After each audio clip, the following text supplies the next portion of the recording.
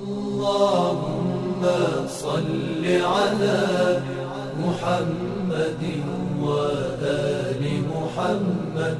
اللهم صل على محمد وآل محمد.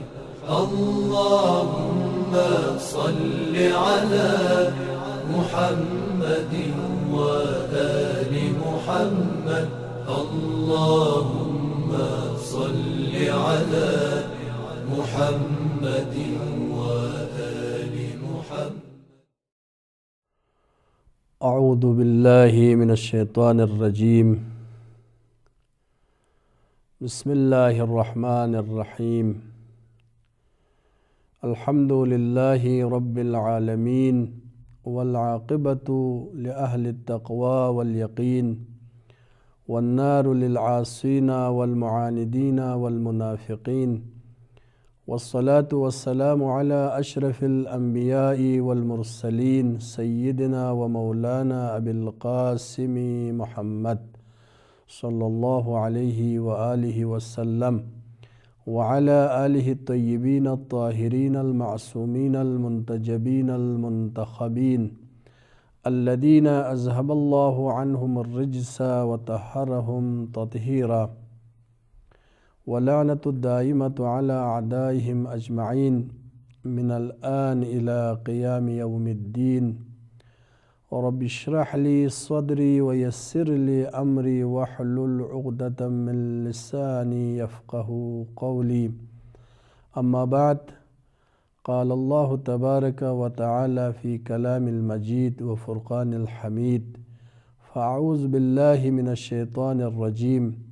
قل لا اسألکم علیہ اجرا الا المودۃ فی القربى ومن یقترف حسنۃ نزد له فیہا حسنا واللہ غفور شکور.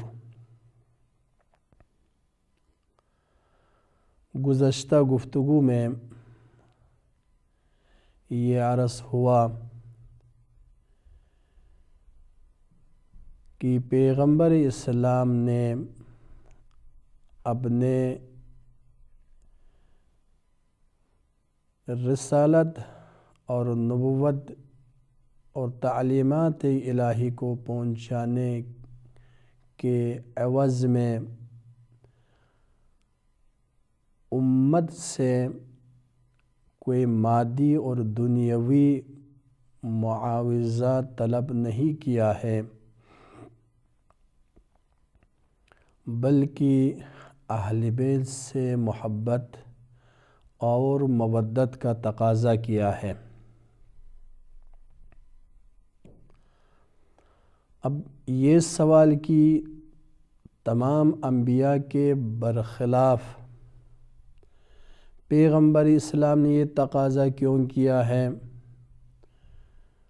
اور جو لوگ سوال کرتے ہیں یا اعتراض کرتے ہیں ان کا کہنا یہی ہے کہ تمام انبیاء کی سیرت یہ تھی کہ لوگوں سے کسی چیز کا انہوں نے طلب نہیں کیا، لہٰذا مودت قربا کا طلب کرنا یہ پیغمبر اسلام کے اہداف کے منافی ہے.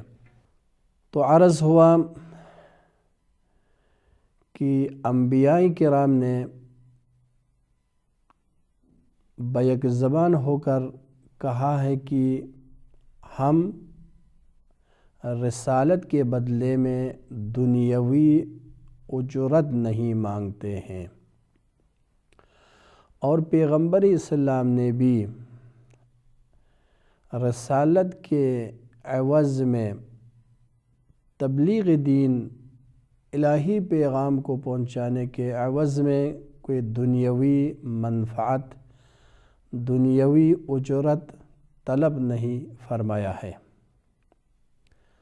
بلکہ پیغمبر اسلام نے محبت اور مودت اہل بیت کا تقاضا کیا ہے.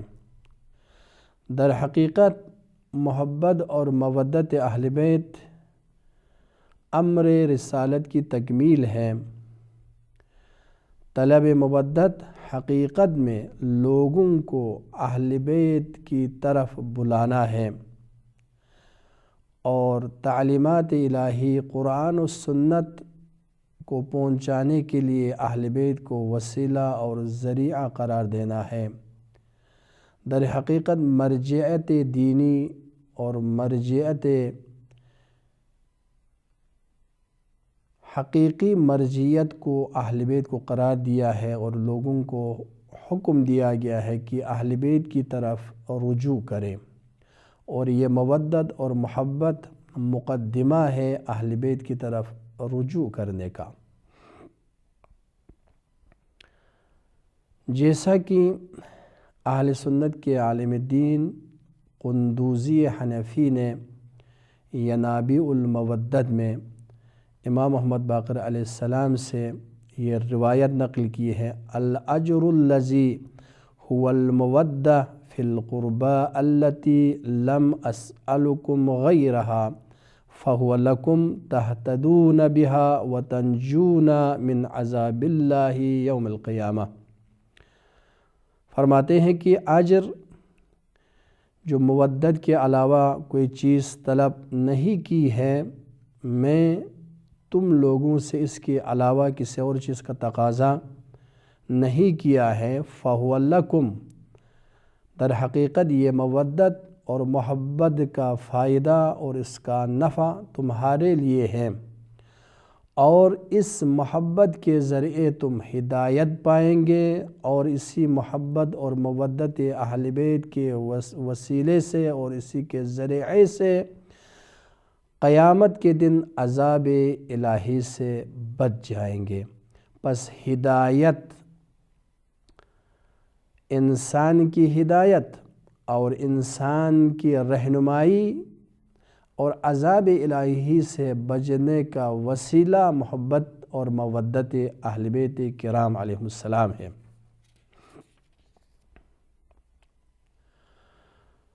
پس جو الفاظ اس آیت میں آیا ہے ان میں سے جو اہم الفاظ ہے ان میں سے ایک اجر ہے۔ خود اجر کہ دو قسم، ایک اجر دنیاوی ہے، ایک اجر اخروی ہے۔ دوسرے لحاظ سے ایک مادی اجر ہے جو پیسے کے شکل میں یا مختلف اشیاء کے شکل میں کسی معاملے میں اس کے بدلے میں معاوضے میں دیا جاتا ہے، اور ایک اجر معنوی ہے، اجر اخروی ہے، اور یہ لفظ اجر دونوں پر اطلاق ہوا ہے قرآن مجید میں۔ ایک جگہ پر فرماتا ہے وَآتَيْنَاهُ أَجْرَهُ فِي الدُّنْيَا وَأَنَّهُ فِي الْآخِرَةِ لَمِنَ الصَّالِحِينَ۔ پس جو معاوضہ، جو پاداش کسی کام کے عوض میں دیا جاتا ہے اسے اجر کہا جاتا ہے۔ پس ایک مرتبہ اجر نیک عمل اور عمل خیر کو کہا جاتا ہے، اور ایک مرتبہ کسی کام کے بدلے میں کسی استحقاق کی وجہ سے جو چیز دی جاتی ہے اسے بھی اجر کہا جاتا ہے۔ پس جن آیات میں اجر یا اجرت کی نفی ہوئی ہے اور انبیاء نے اس کو برملا اعلان کیا ہے، وہ دنیاوی اور مادی اجر اور اجرت ہے، اور جن آیات میں رسالت کے عوض میں اجر قرار دیا ہے اس سے مراد اجر معنوی اور وسیلہ ہے، وہ اجر، وہ مقدمہ ہے تکمیل رسالت کے لیے یا رسالت کے اہداف کو پہنچانے کے لیے۔ اور مودت اہل بیت علیہم السلام بھی ایک اجر ہے، لیکن یہ اجر، اس اجر کا منفعت لوگوں کے لیے ہے، نہ پیغمبر کے لیے۔ اللہ اللہ اللہ اللہ اللہ اللہ اللہ سبحان اللہ اللہ اللہ اللہ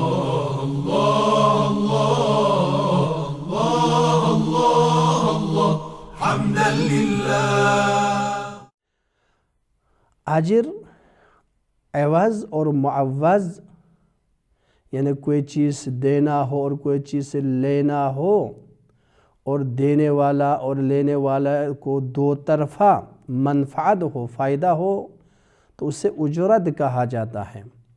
لیکن لینے والے کو تو فائدہ ہے، یعنی محبت اہل بیت کرنے والے کے لیے فائدہ ہے، منفعت ہے، اس کے لیے ہدایت ہے، اس کے لیے نجات ہے، لیکن دینے والا جو پیغمبر اسلام میں ہیں اس کے لیے کوئی منفعت نہیں ہے کہ میں بے عنوان ایک مسلمان اہل بیت سے محبت کروں تو کیا یہ پیغمبر اسلام کے لیے کوئی دنیاوی فائدہ ہے؟ تو کوئی دنیاوی فائدہ نہیں ہے۔ تو اس لحاظ سے جو معاوضہ عرف میں اطلاق ہوتا ہے وہ اصلاً یہاں پر صدق نہیں آتا، چونکہ پیغمبر اسلام کو ہماری محبت، ہماری مودت سے پیغمبر اسلام کو کوئی دنیاوی فائدہ نہیں ہے، لہٰذا اس کو جو مزدوری کے معنی میں، اجرت کے معنی میں، معاوضے کے معنی میں لیا جاتا ہے، یہاں اصلاً مراد نہیں ہے۔ اور خود مودت جو دوسرا اہم کلمہ ہے جو اس آیت میں آیا ہے، لفظ مودت، یعنی اہل لغت نے اس کو محبت کے معنی میں لیا ہے۔ تمام اہل لغت کے ہاں المودہ یعنی المحبہ، مودت یعنی محبت کرنا۔ البتہ قرآن میں بھی جو آیات نازل ہوئی ہے، مودت محبت کے معنی میں بھی ہے اور تمنا کے معنی میں بھی ہے، آرزو کے معنی میں بھی ہے، اور کسی کا علم بھی بنا ہے، یعنی اس کا نام بھی بنا ہے۔ لیکن یہاں پر جو مودت آیا ہے اس سے مراد کیا ہے، کیا معنی لیں گے یہاں پر؟ آیا مودت اور محبت ایک ہی معنی میں ہے؟ تو خاص کر کے اس لفظ مودت کو محبت کی کیوں نہیں لایا؟ ان کنتم تحبون اللہ فاتبعونی، بہت سارے آیات ایسی ہیں وہاں پر محبت کا لفظ استعمال ہوا ہے، ان کنتم تحبون اللہ فاتبعونی، اگر تم اللہ سے محبت کے دعوت دار ہیں تو میری پیروی کرے، اتباع کرے۔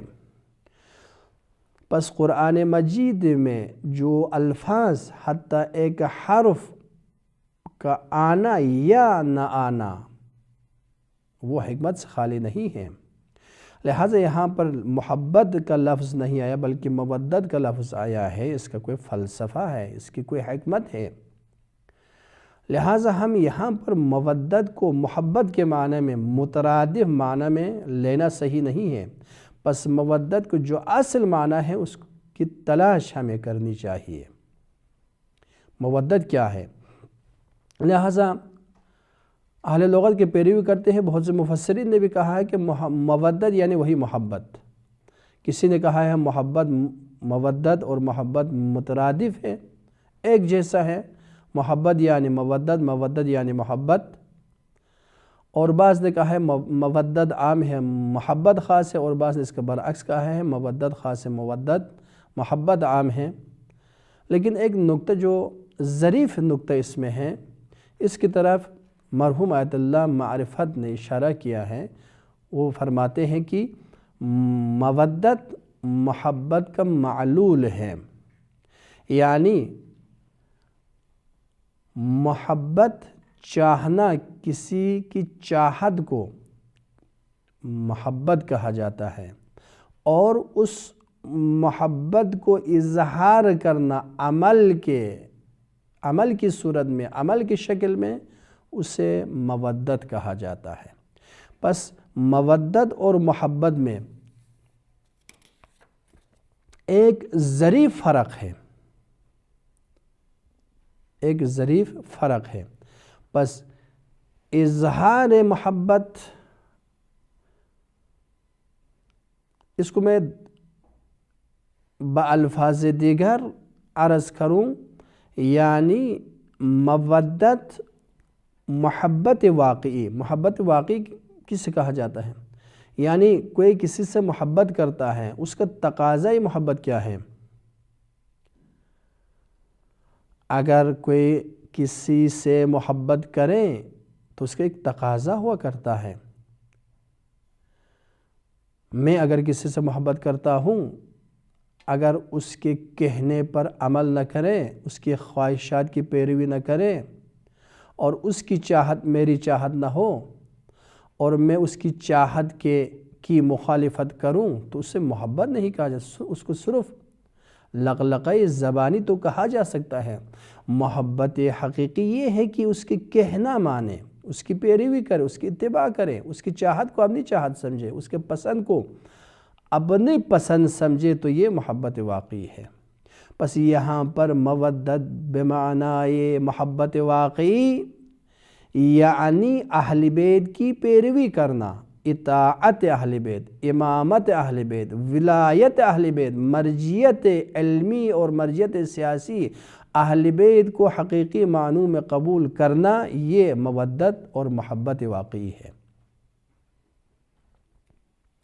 اسی کی طرف بعض علماء اہل سنت نے بھی اشارہ کیا ہے، جیسے کہ قندوزی حنفی نے ینابیع المودت میں المودت مشتقۃ من الود وهو الحب القوی الثابت، مودت ود سے ہے، اور ود کا معنی وہ محبت ہے جو قوی ہو اور ثابت ہو، یعنی محبت سے بڑھ کر ایک درجہ بڑھ کر ایک مقام اس کا بلند ہے، محبت سے اس کا درجہ بلند ہے۔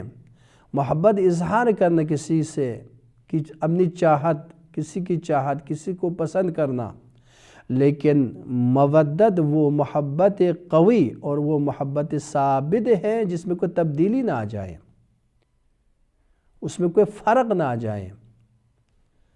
اسی لیے بعض نے اشارہ کیا المودت المحبت العظیمۃ الواسعہ، مودت وہ محبت عظیم ہے جو وسیع ہو، یعنی ہم جانبہ ہو۔ ہم جانبہ سے مراد یعنی اس کی زبان، اس کا عمل، اس کا کردار، اس کی گفتار، اس کا ہاتھ، اس کا پاؤں، اس کے اعضاء و جوارح، تمام کے تمام اس محبوب کی پیروی میں چلے، اور محبوب کی پیروی میں اس کی زندگی بسر ہو جائے، اسے کہتے ہیں محبت، اسے کہتے ہیں مودت۔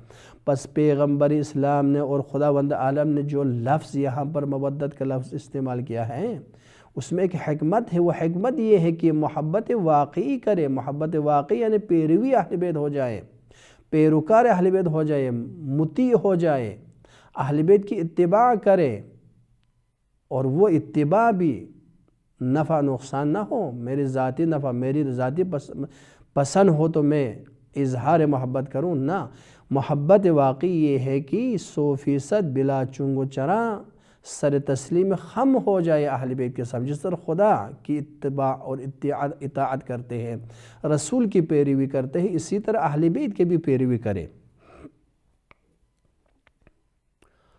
اور ایک لفظ ہے یہاں پر یقترب، ومن یقترب حسنۃ نزد لہ فیہا حسنا۔ خود یقترب اقتراف کا معنی اکتساب کے معنی میں ہے، اور حسنہ نیکی کو کہا جاتا ہے، لیکن امام حسن علیہ السلام نے فرمایا ہے کہ امیر المؤمنین کی شہادت کے بعد آپ نے جو خطبہ دیا، اس خطبے میں آپ نے ارشاد فرمایا انا من اہل بیت الذین وجبت مودتہم یا افترض اللہ مودتہم فقال فیما انزل علی محمد صلی اللہ علیہ وسلم قل لا اسألکم علیہ اجرا الا المودت فی القربى فاقتراف الحسنہ حبنا اہل البیت۔ اقتراف الحسنہ کیا ہے؟ ہم اہل بیت کی محبت کرنا ہے، ہم اہل بیت کی اطاعت کرنا ہے، ہم اہل بیت کی پیروی کرنا ہے۔ پس حسنہ سے یہاں پر مراد، حسنہ سے مراد یعنی ولایت اور امامت اہل بیت ہے، یعنی ومن یقترف حسنۃ نزد لہ فیہا حسنا، یعنی جو ولایت اہل بیت کو قبول کرے، محبت اہل بیت یعنی ولایت اہل بیت، محبت اہل بیت یعنی امامت اہل بیت، محبت اہل بیت یعنی اطاعت اہل بیت کوئی اس پر عمل کرے تو خداوند عالم اس کے نیکیوں میں اور اضافہ کرے گا۔ اس کے بعد فرماتے ہیں واللہ غفور شکور، اللہ غفور بھی ہے اور شکور بھی ہے۔ یہاں پر ایک ظریف نکتہ ہے کہ جو اہل بیت کی پیروی کرتے ہوئے محبت اہل بیت میں زندگی گزر جائے، اہل بیت کی اطاعت میں زندگی گزر جائے، اہل بیت کی امامت کو، اہل بیت کی ولایت کو قبول کرے، پھر بھی اس سے گناہ سرزد ہو جائے تو خداوند عالم غفور بھی ہے، بخشنے والا بھی ہے اور شکور بھی ہے۔ یعنی جو محبت اہل بیت کا اظہار کرے، اہل بیت کی امامت اور ولایت کو قبول کرے تو خداوند عالم اس کا قدردان ہے، خداوند عالم اس کا قدر کرنے والا ہے۔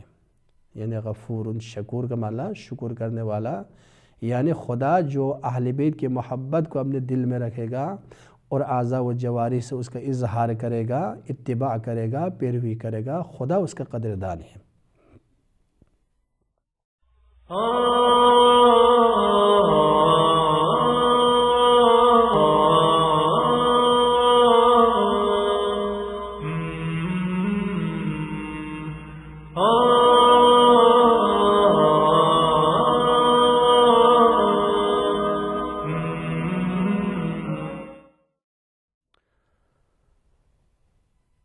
اہل سنت کے مفسر جناب نظام الدین نشاپوری نے اس کی طرف اشارہ کیا ہے کہ اقتراف الحسنہ انہا مودت فی آل رسول اللہ۔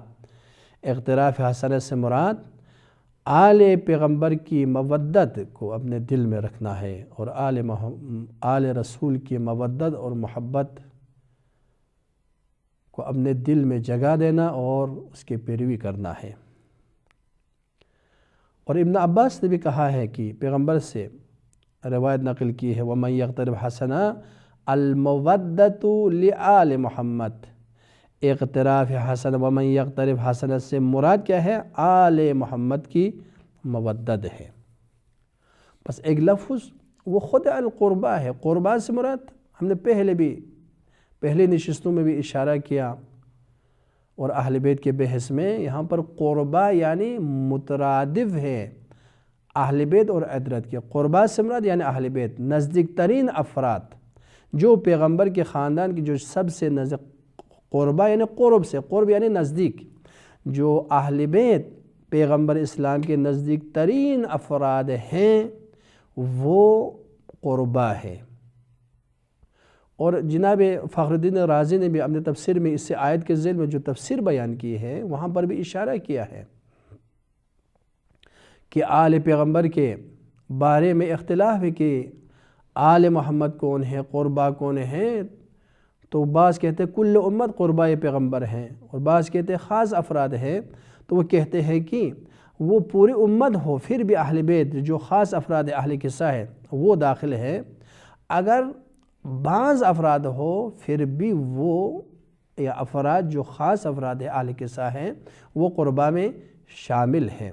لہٰذا قربہ سے مراد اہل بیت کے جو مخصوص افراد ہیں جس کو ہم نے اہل بیت کی تفسیر میں بیان کر دیا کہ جو اہل بیت نبوت ہیں، اہل بیت رسالت ہے، یہاں پر بھی قربہ سے مراد وہی اہل بیت ہے جو اہل قصہ ہے۔ اب یہاں پر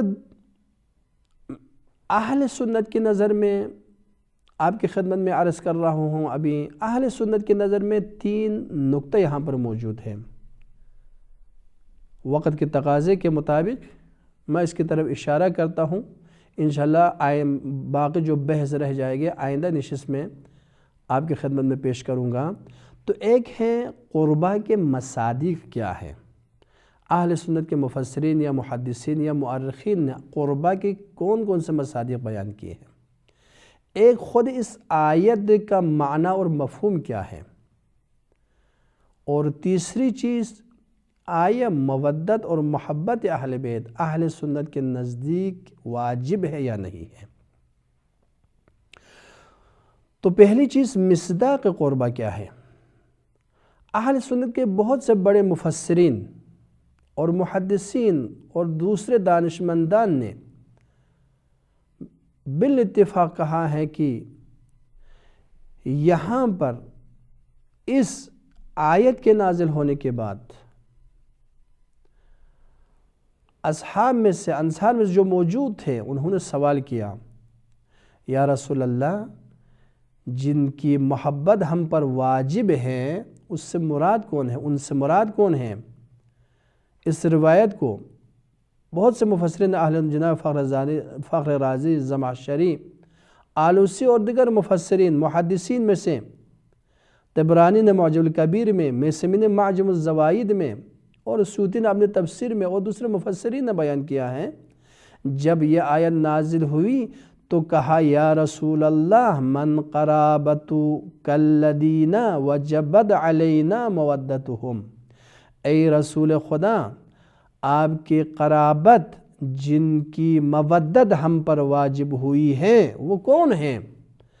قال علی و فاطمہ و ابناہما، پیغمبر اسلام نے فرمایا کہ میرے قربا سے مراد کیا ہے؟ علی ہے، فاطمہ ہے اور ان کے بیٹے ہیں۔ جناب زمخشری نے الکشاف میں اور فخر رازی نے الکبیر میں، قرطبی نے الجامع لاحکام القرآن میں، اور آلوسی نے بھی اپنے تفسیر روح المعانی میں نقل کیا ہے، اور آلوسی کی یہ روایت ہے، یا رسول اللہ من قرابتک الذین وجبت مودتہم، اے رسول خدا آپ کے وہ قرابت جن کی مودت واجب ہیں وہ کون ہیں؟ تو آپ نے فرمایا، پیغمبر اسلام نے، قال علی و فاطمہ و ولداہما، علی ہے، فاطمہ ہے اور ان کی اولاد ہے۔ پس یہاں پر واضح اور روشن ہوا مصداق اہل بیت کون ہے، مصداق قربا کون ہے، یعنی جناب امیر المومنین فاطمہ زہرا، امام حسن اور امام حسین ہیں۔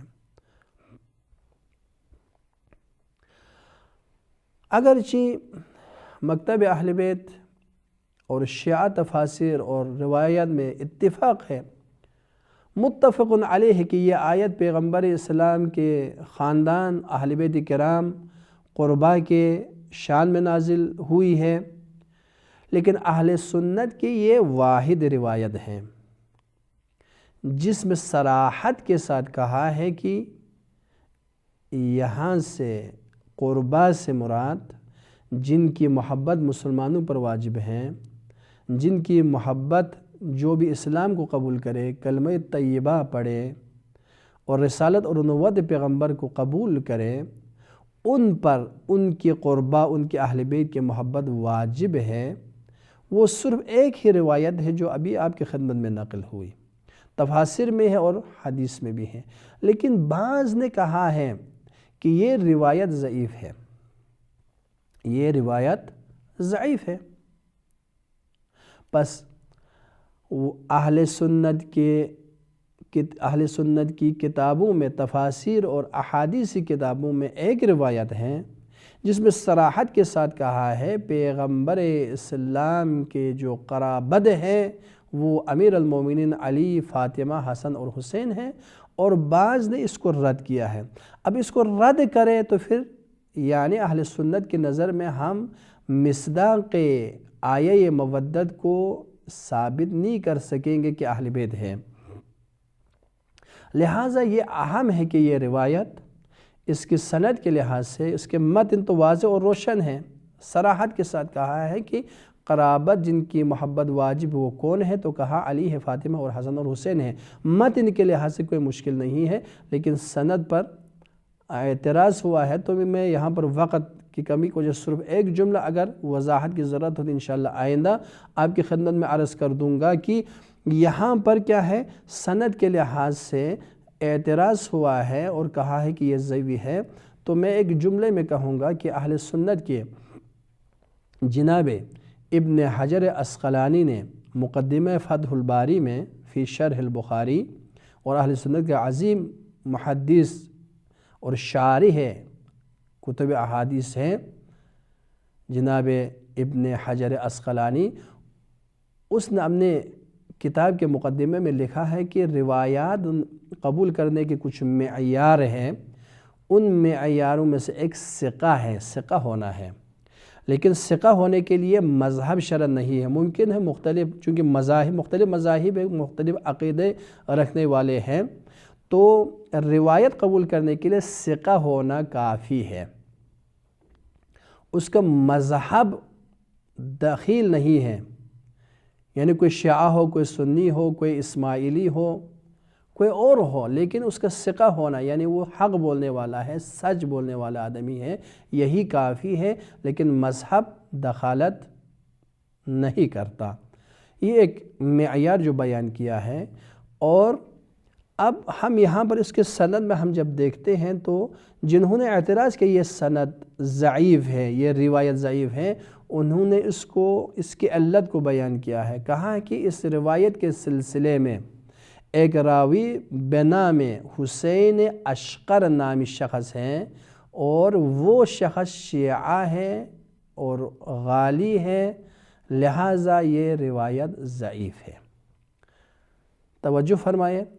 ایک معیار یہ ہے کہ ابن حجر عسقلانی نے فتح الباری کے مقدمے میں ذکر کیا ہے کہ روایت قبول کرنے کے لیے ثقہ ہونا کافی ہے،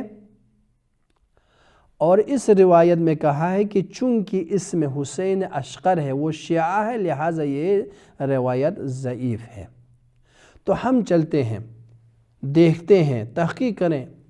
تو ابن حجر حیتمی نے الصواعق المحرقہ میں اس آیت کے ذیل میں مختلف روایات نقل کی ہے. ان میں سے ایک روایت یہ روایت ہے، اور اس کے ذیل میں کہا ہے کہ اس روایت کے سلسلے سند میں حسین الاشقر ہے، وَهُوَ شِيعِيٌّ وَلَكِنَّهُ ثِقَةٌ.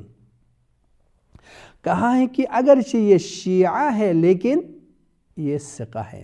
بس ہم ان دونوں جملوں کو ملائیں. ایک ابن حجر عسقلانی نے کہا ہے کہ روایت کو قبول کرنے کے لیے ثقہ ہونا کافی ہے، اور جنہوں نے کہا ہے کہ یہ روایت ضعیف ہے انہوں نے کہا ہے چونکہ اس کے راوی کیا ہے، حسین اشقر ہے، وہ شیعہ ہے، لہٰذا روایت ضعیف ہے. ابن حجر حیتمی کا یہ جملہ کہ حسین الاشقر شیعی ولکنہ ثقۃ، حسین اشقر شیعہ ہے لیکن ثقہ ہے. پس اہل سنت کے معیار کے مطابق، اور اہل سنت کے ایک بہت بڑا عالم جو ابن حجر عسقلانی ہے، اور دوسرا بہت بڑا عالم دین جو اگرچہ صواعق محرقہ خود تشیع اور مکتب اہل بیت کے خلاف اس نے یہ کتاب لکھی ہے، وہاں پر نقل کیا ہے کہ یہ حسین اشقر ثقہ ہے. لہٰذا اہل سنت کے معیار اور اہل سنت کے اعتراف کے مطابق یہ روایت جو آیہ مودت کے مصداق کو بیان کرنے کے لیے آئی ہے، یہ روایت صحیح ہے، معتبر ہے، اور اس کے سند میں کوئی اشکال نہیں ہے. بارگاہ الہی میں ہم دعا کرتے ہیں پروردگارہ ہمیں صحیح معنوں میں قرآن، سنت اور تعلیمات الہی، تعلیمات اہل بیت کو سمجھ کر ان پر عمل کرنے کی ہمیں توفیق عنایت فرمائے. وآخر دعوانا ان الحمدللہ رب العالمین. والسلام علیکم ورحمۃ اللہ وبرکاتہ.